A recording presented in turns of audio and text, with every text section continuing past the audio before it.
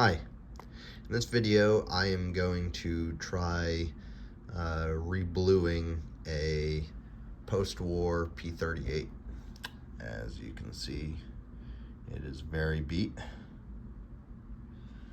It's got plenty of wear on it, and I went to a gun show last weekend and I tried trading it in and pretty much was told that it's not really worth anything at all. So I figure it won't hurt the value me trying to reblue it. I'll at least have it look a bit better, and then I'm gonna get new grips for it too, so it at least looks like an acceptable pistol. Now to do the job is a pretty simple process. I got some of this Birchwood Super Blue, liquid gun blue. You can find it at most Walmarts.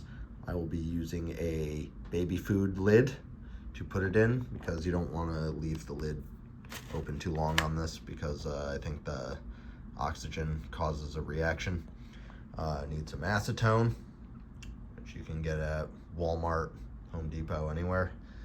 Some steel wool, again Walmart. Then my oil of choice is CLP. I think it's great for getting rust off and also lubricating and preventing further pitting and rust. And then a beverage of choice. This is definitely recommended. I'm sure a lot of professionals will tell you beer or liquor, but my drink of choice is coffee. So I won't be handling disassembly or any of that stuff. You can figure that out on your own, and I have not been taught how to do this. I just follow the instructions on the bottle. I've only ever done it once before, so let's hope it works out well this time. All right, so I've disassembled it. Got the barrel and the slide separated. As you can see, they're beat. So first step, I'm going to steel wool it. I'm going to do this over a garbage can just so I don't have crap all in my house. I would normally do this outside, but it's 30 degrees out there, so no thanks. And I don't need my neighbors to know what I do over here.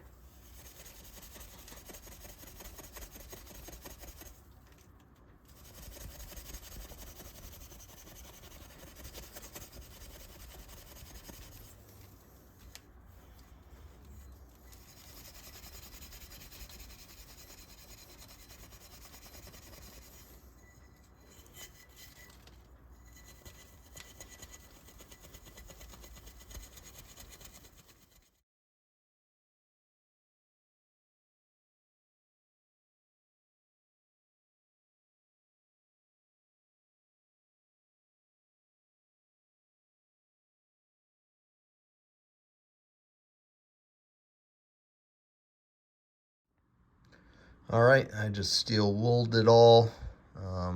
That definitely did take off some surface rust, especially using some CLP on there to cut through it. As you can see, it's still beat. And also, disclaimer, if this was a historical piece or worth any money, I would not be doing this, but it has no real market value or collector value. And this being the P-38 post-war, not the P-1. It doesn't have the extra pin in the frame to reinforce it, so it's not really even fireable either, but it's kind of my goal to have a P-1, a post-war P-38, and a wartime P-38, so I can have all three of them. So might as well at least have it look better. So now I'm going to acetone to clean any grease off of it. Now, in general, it's better to wear gloves when you use acetone, but I'm not going to be submerging my hands in it, so I also don't have any gloves. So, oh well. Basically nail polish remover. Very, very concentrated. So, use this. Get any of that leftover CLP off of there. You can see it is doing a good job cleaning stuff that you can't even see.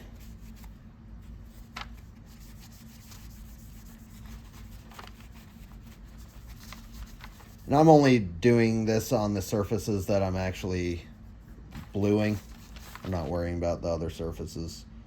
And also, do yourself a favor and get really good steel wool. There is a difference. The $3 Walmart steel wool I'm using is completely just falling apart as I used it. But I didn't do a very good job of planning ahead on this, like pretty much every project that I do. But you can see all the residue that this acetone is getting off. So this is a very, very essential part of the process. Anything to help it finish more even.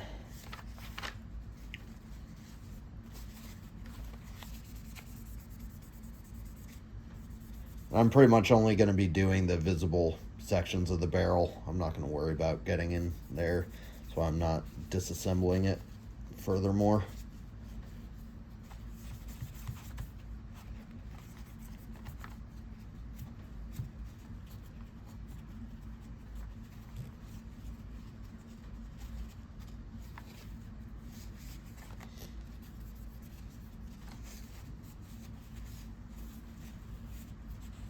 Then, of course, another perk of wearing gloves is not getting grease from your hands back on it after you acetone it. So I'll probably put a bag over my hand or something like that so I can actually hold it without getting the grease from my fingers on it. But now, the first time I ever did this, I was bluing an SKS, and that had a lot of surface area, so I used a cotton ball, which worked really well for that. But seeing this as a pistol, I'm just going to use Q-tips to apply it. Now it says to apply it, let it work for 30 seconds, and then use cold water to rinse it off. And the reason I'm using like baby food thing and a can for the cold water is I don't like putting chemicals and stuff that I will be eating off of in the future. So just use stuff that you're going to throw out anyway. So pour some of this in here.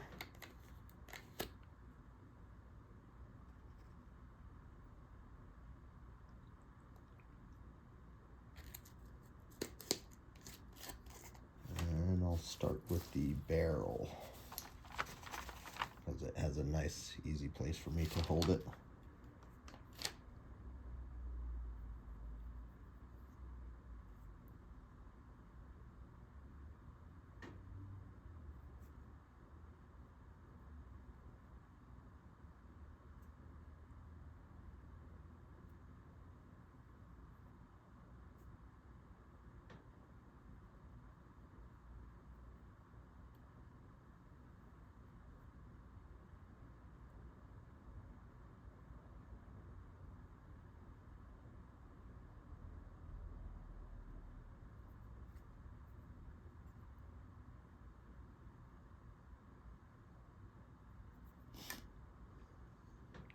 Sure, this is very exciting to watch.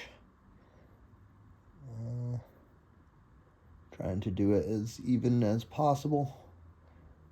I don't have much for natural lighting in here though, so it's kind of hard to tell.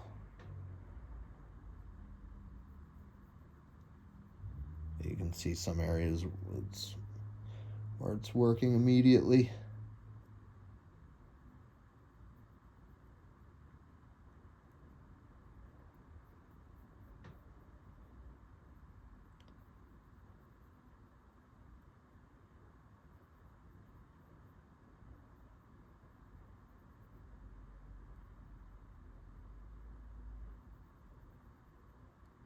The good thing about this is if it doesn't come out too even, you can always steel wool it and then remove some of the finish and then reapply it in steel wool until you kind of get a feel for how it works. But on these non-historical pieces that still have some of the original finish on it, it's a lot more forgiving than if it was something that was actually worth a lot of money. You know, stick with the professionals for that. But these little DIY projects, it's cool to kind of experiment when you don't have anything to lose. You can see how it's just changing color on the Q-tip. It does work immediately.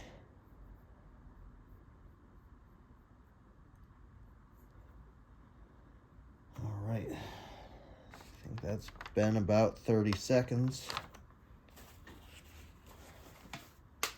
Now rinse it off with some cold water.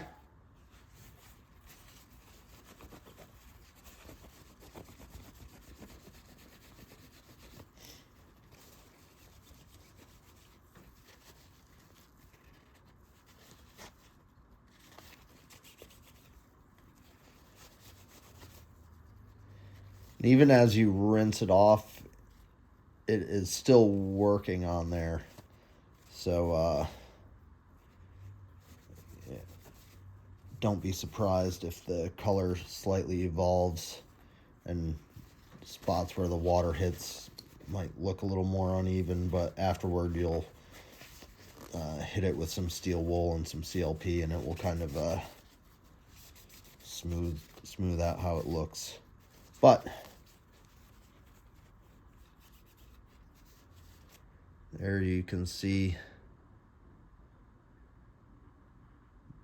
hopefully, it does look better. And some of the spots that were worn on the front of the barrel are at least less worn looking now.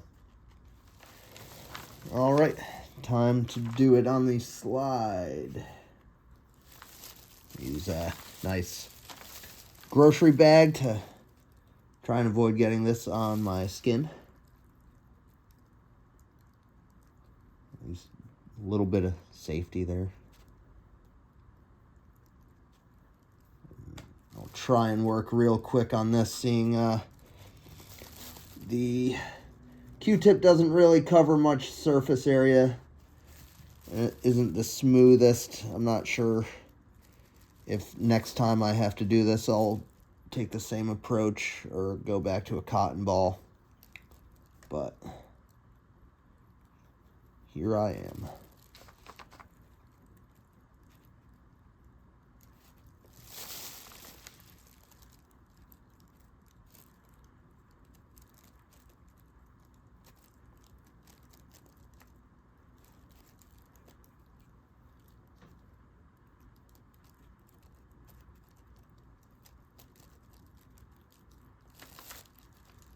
I guess I will do the safety lever. Didn't really plan that one ahead. But that's how it goes sometimes. Again, I repeat, I'm not a professional. So take everything I do for entertainment value only. Although I'm not sure how entertaining this is, but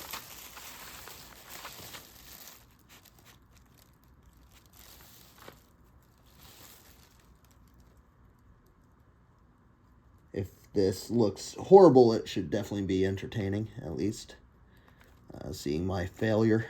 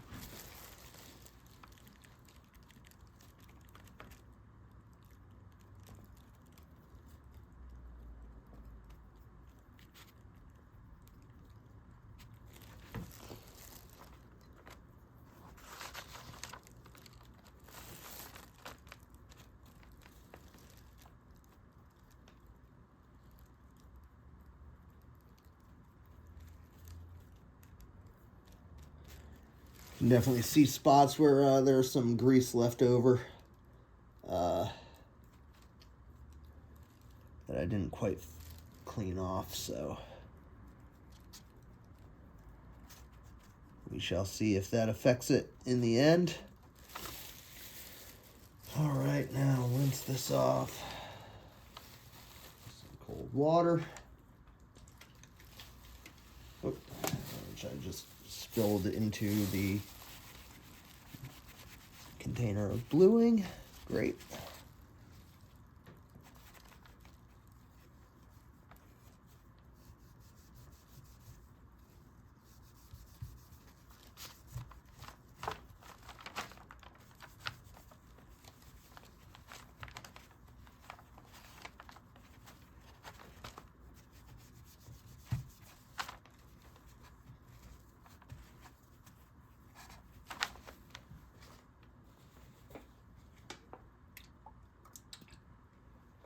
Might be beneficial to plan ahead sometimes when you do something like this. But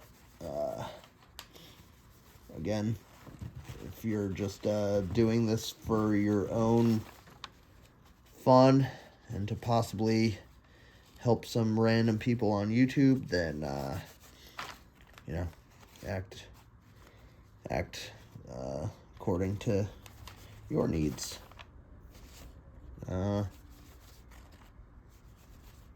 So as you can see, little spots where the water hit and where it blued.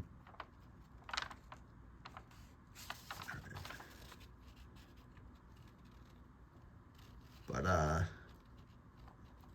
with a little bit of oil and some steel wool, it will even it out a bit. All right, now that it's sat for a minute and dried, and I did touch up a few little spots, you can at least see it's a little more even looking now.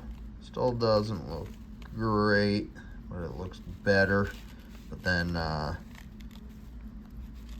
hit it with some CLP and steel wool to even it out a little. But at least now I can kind of show you more what it looks like with now that I can hold my phone. There we go. All right, so I put a little CLP on here, and now I'm not going to scrub it as abrasively as I did before. Just gonna kind of work on evening it out.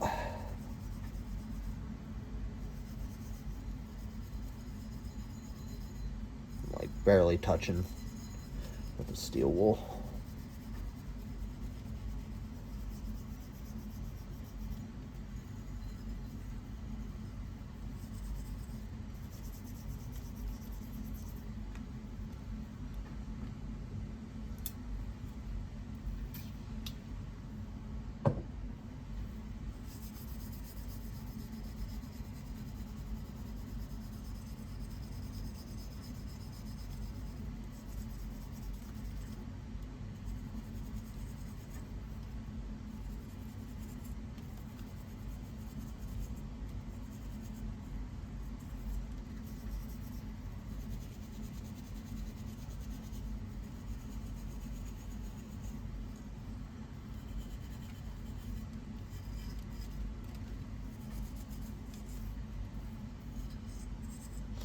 Looks like a barber shop in the garbage can with all the steel wool that is just shedding off of this stuff. So again, do yourself a favor and maybe get some quality steel wool, especially if you're doing this in your dining room and don't want to make a mess for your wife or kids to find.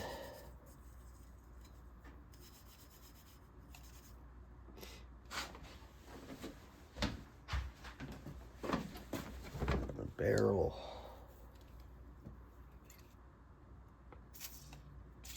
Oh yeah, it's a piece of steel wool under my fingernail. That feels great.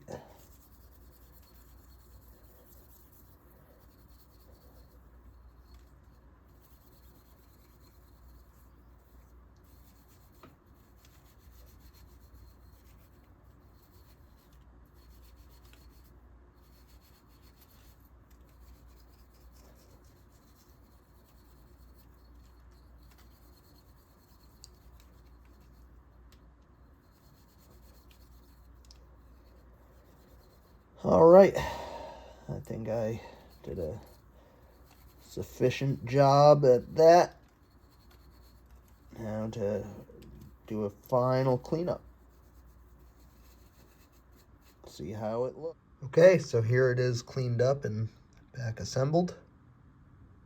I did touch up a couple little spots after it was assembled, and I saw it in natural light. But it does look much better. Still looks like a surplus gun. Certainly not a museum piece, and I'm not trying to pass it off as one, but once I put new grips on there, it'll at least be less of an eyesore in the collection. I hope you enjoyed. If you have any comments, critiques, or criticisms, feel free to drop it in the comments.